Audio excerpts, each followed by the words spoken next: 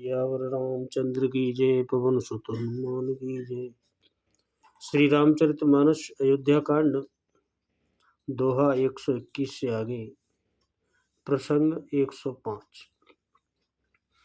गाँव गाँव अस होय आनंदु, देखि भानुकुल केरव चंदु। जे कछु समाचार सुनि पावै, ते नृपुरानी दोष लगावै। और सूर्यकुल रूपी कुमुदिनी के प्रफुल्लित करने वाले चंद्रमा स्वरूप श्री रामचंद्र जी के दर्शन कर गांव गांव में ऐसा ही आनंद हो रहा है।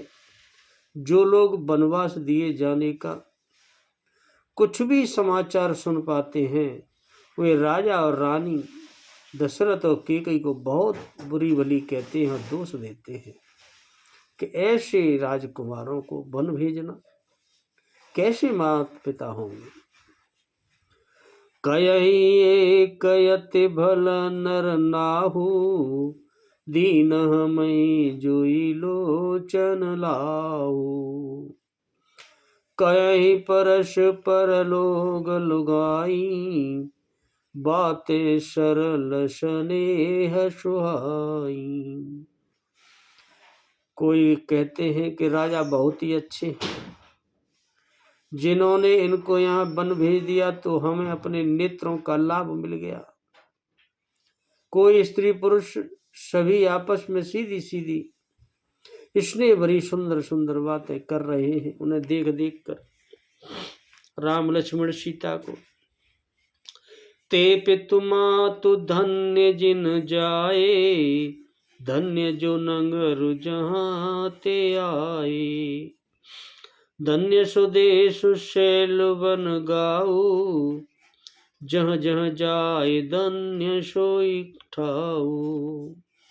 और कुछ कहते हैं वे माता पिता धन्य जिन्होंने इन्हें जन्म दिया, वह नगर भी धन्य है जहाँ इनका जन्म हुआ, जहाँ के ये आए हैं। यह देश पर्वत वन और गांव भी धन्य हो गए जहाँ इनके चरण पड़े।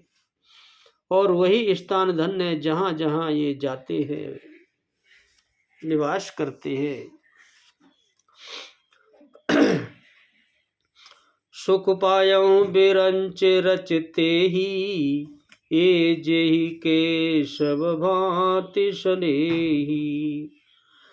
राम लखन पति कथा सुहाई, रही सकल मग कानन छाई। और ब्रह्मा ने उसी को रचकर सुख पाया है, जिसके ये श्री रामचंद्र जी सब प्रकार से स्नेही हैं। जो स्त्री पुरुष प्रभु राम को प्रेम करते हैं और ब्रह्मा भी उन्हीं को प्रेम करते हैं और अपनी उस रचना को साकार मानते हैं। श्री राम लक्ष्मण की सुंदर कथा सारे रास्ते और जंगल में छा गई। जहाँ जहाँ से निकले वहाँ इन्हीं की चर्चा होने लगी। यही विधि रघुकुल कमल रवि, मंगलो गण सुख देत राम, मंगलो गण सुख दे। जाहि चले देखत विपिन, सिय सुमित्र समेत मंगल भवन।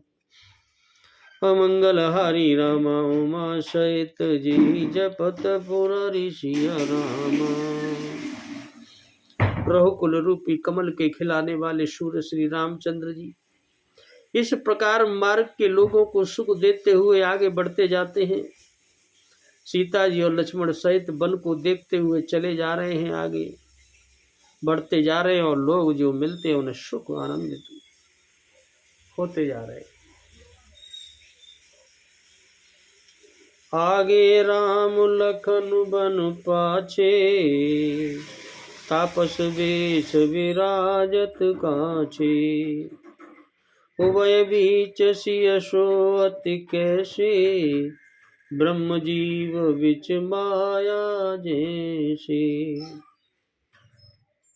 और आगे श्री रामचंद्र जी, पीछे लक्ष्मण जी सुशोभित है, तपस्वियों के भेष बनाए दोनों बड़ी ही शोभा पा रहे हैं। दोनों के बीच में सीता जी कैसी सुशोभित हो रही है, जैसे ब्रह्म और जीव के बीच में जो माया है, यानी ब्रह्म और शरीर, जीव। बहुर कहूँ छवि जस वन बसई, जनु मधु मदन मध्य रतिल सई। उपमा बहुर कहूँ जिय जोरी जोही, जनु बुद्धि विधि विचरो न सोई। और तुलसीदास जी कहते हैं, फिर जैसी छवि मेरे मन में बस रही है उसको कहता हूँ, मानो बसंत ऋतु और कामदेव के बीच में रति देव हो। रति कामदेव की जो स्त्री है सुशोभित हो। फिर अपने हृदय में खोजकर उपमा कहता हूँ कि मानो बुद्ध यानी चंद्रमा के पुत्र और चंद्रमा के बीच में रोहिणी, जो चंद्रमा की स्त्री सो रही हो, ऐसे शोभायमान होते हैं। प्रभु पद रेख बीच बिच सीता, धरती चरण मग चलत सविता। सिय राम पद अंक बराए, लखन चलहि मगुदाहिन लाए। प्रभु श्री रामचंद्र जी के जमीन पर अंकित होने वाले दोनों चरण चिन्हों के बीच बीच में पैर रखती हुई सीता जी कहीं भगवान के चरण चिन्हों पर पैर न टिक जाए, इस बात से डरती हुई मार्ग में चल रही हैं। और लक्ष्मण जी मर्यादा की रक्षा के लिए सीता जी और श्री राम जी दोनों के चरण चिन्हों को बचाते हुए उन्हें दाहिने रख कर रास्ता चल रहे हैं पीछे पीछे। राम लखन सिय प्रीत सुहाई, बचन अगोचर किमि कहीं जाई। खग मृग मगन देख छवि होई, लिए चोर चित राम बटोई। प्रभु श्री राम जी, लक्ष्मण और सीता जी की सुंदर प्रीति वाणी का विषय नहीं है, अतः वह कैसे कही जा सकती है। पक्षी और पशु भी उस छवि को देखकर प्रेमानंद में मग्न हो जाते, उन तीनों को देखते ही पशु पक्षी भी। तो सोचो उनका वर्णन कैसे कहा जा सकता है। पथिक रूप में श्री रामचंद्र जी उनके भी चित्त चुरा लिए हैं। जिन जिन देखे पथिक प्रिय, सिय समेत दो भाई। राम सिय समेत दो भाई, भव मगु अगमु आनंद तेई। बिनु श्रम रहे सिराय, मंगल भवनय न मंगल हरि रामा। उमा सहित जी जपत पुरारी सिया रामा। प्यारे पथिक सीता जी सहित दोनों भाइयों को जिन जिन लोगों ने देखा, उन्होंने भव का अगम मार्ग यानी जन्म मृत्यु रूपी संसार में भटकने का भयानक मार्ग बिना ही परिश्रम के आनंद के साथ पार कर लिया। ये मान लो आप, उन दर्शन मात्र से इस जगत से, इस जन्म मृत्यु रूपी संसार से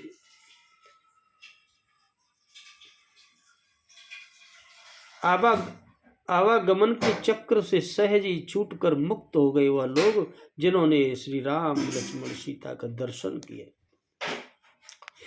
अजहु जासोर सपने काऊ, बसौ लखन सिय राम बटाऊ। राम दाम पत पाई सोई, जो पत पाम कबहु मुनि कोई। आज भी जिसके हृदय में स्वप्न में भी कभी लक्ष्मण सीता और राम तीनों दिखाई दे आवश्य, तो वह भी श्री राम जी के परम धाम के उस मार्ग को पा जाएगा जिस मार्ग को कभी कोई बिरले बहुत अच्छे मुनि ऋषियों पाते हैं। अगर स्वप्न में भी किसी के हृदय में यह तीनों की दर्शन हो जाए और साक्षात होना तो बहुत बड़ी बात है। तब रघुवीर श्रमित सिय जानी, देख निकट बट शीतल पानी। तं बस कंद मूल फल खाई, प्रात नहाय चले रघुराई। और चलते चलते प्रभु राम जी ने सीता जी को थकी हुई जान लिया कि यह थक गई हैं। बहुत आगे निकल आए हम लोग पैदल पैदल, और समीप ही एक बड़ का वृक्ष और वहाँ ठंडा पानी देखकर प्रभु वहाँ ठहर गए, रुके और वहाँ कुछ कंदमूल फल खाकर और रात भर वहीं विश्राम किया। और सुबह होते ही स्नान करके प्रभु राम श्री रघुनाथ जी पर आगे चल दिए। देखत बन सर शैल सुहाए, वाल्मीक आश्रम प्रभु आए। राम दीख मुनि बास सुहावन, सुंदर गिरे कानन जल पावन। सुंदर वन, तालाब और पर्वतों को देखते हुए प्रभु श्री राम जी वाल्मीकि जी के आश्रम में आ पहुँचे। और प्रभु राम जी ने जब देखा कि मुनि का निवास स्थान बहुत ही सुंदर है, जहाँ सुंदर पर्वत वन और पवित्र जल की व्यवस्था है। शरण सरोज बिटप बन फूले, गुंजत मंजू मधुप रस भूले। खग मृग विपुल कोलाहल करही, विरहित बेर मुदित मन चरही। और तुलसीदास जी कहते हैं, को सरोवर में कमल और वनों में वृक्ष फूल फल रहे हैं, मकरंद रस से मस्त है, ऐसी स्थान है वाल्मीकि ऋषि का कुटी का। आसपास का सुंदर गुंजार कर रहे हैं भौरे, और बहुत से पशु पक्षी कोलाहल कर रहे हैं आपस में, और बैर से रहित होकर प्रेम पूर्वक बड़े प्रसन्न मन से विचरण कर रहे, ऐसा आश्रम देखा प्रभु। सुचि सुंदर आश्रम निरखे, हर से राजीव नैन राम। हर से राजीव नैन, सुनि रघुबर आगमन मुनि। आगे आयौ लेन मंगल भवन, अमंगल हरि रामा। उमा सहित जेहि जपत पुरारी सिया रामा। पवित्र और सुंदर आश्रम को देखकर सबके कमल नयन श्री रामचंद्र जी बहुत हर्षित होते हुए प्रसन्न मन से हुए। रघुकुल श्रेष्ठ श्री राम जी का आगमन सुनकर जब मुनि वाल्मीकि जी उन्हें लेने के लिए चल दिए कि चलो प्रभु राम आए हैं। मुनि कहो राम दंडवत कीना, आशीर्वाद बेप्रवर दीना। देख राम छवि नयन जुड़ाने, कर सन्मान आश्रम ही आने। प्रभु श्री रामचंद्र जी ने मुनि को दंडवत प्रणाम किया। विप्र श्रेष्ठ मुनि ने उन्हें आशीर्वाद दिया, और श्री रामचंद्र जी की छवि देखकर मुनि ने अपने नेत्रों को शीतल किया।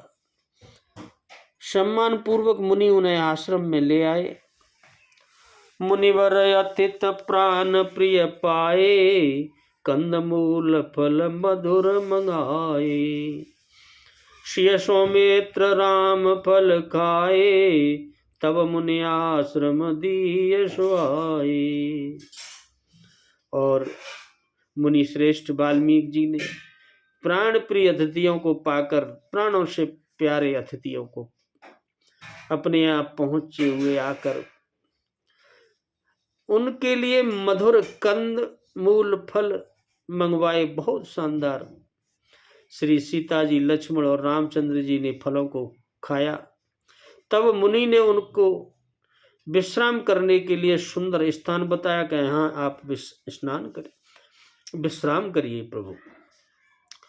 बाल्मीक मनयानंद भारी, मंगल मूर्त नयन निहारी।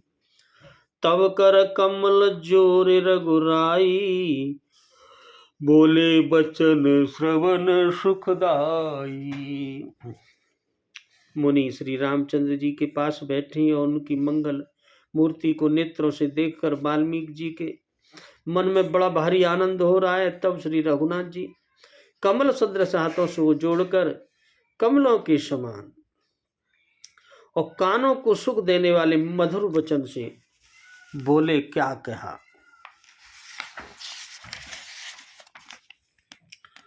तुम त्रिकालदर्शी मुनिनाथा, विश्वबदर जिमि तुम रे आथा। अस कै प्रभु सब कथा बखानी, जय जय बाते दीन बनुरानी। हे मुनिनाथ, आप त्रिकालदर्शी हैं, तीनों लोकों की जानने वाले हैं। संपूर्ण विश्व आपके लिए हथेली पर राई के समान है, एक बेर के समान है। प्रभु श्री रामचंद्र जी ने ऐसा कहकर फिर जिस प्रकार से रानी कैकेयी ने वनवास दिया हुआ सब कथा विस्तार से सुनाई। तात बचन पुनि मातु हित, पाई भरत असराव राम। बाई भरत असराव, मोकहु दर्श तुम्हार प्रभु। सब मम पुण्य प्रभाव, मंगल भवन अमंगल हरि रामा। उमा सहित जेहि जपत पुरारी सिया रामा।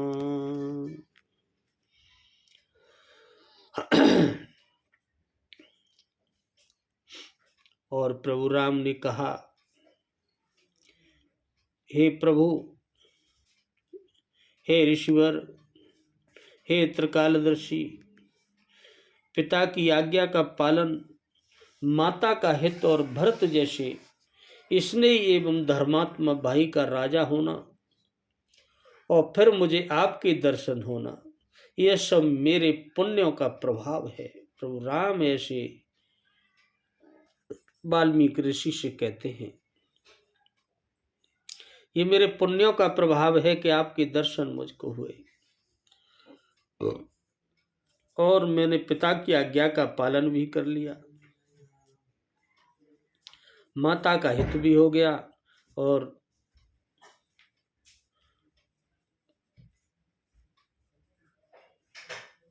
भरत जैसा प्रेम करने वाला धर्मात्मा भाई मेरा राजा बन गया। बोलो सियावर रामचंद्र की जय, पवन सुत हनुमान की जय। जय जय सिया राम।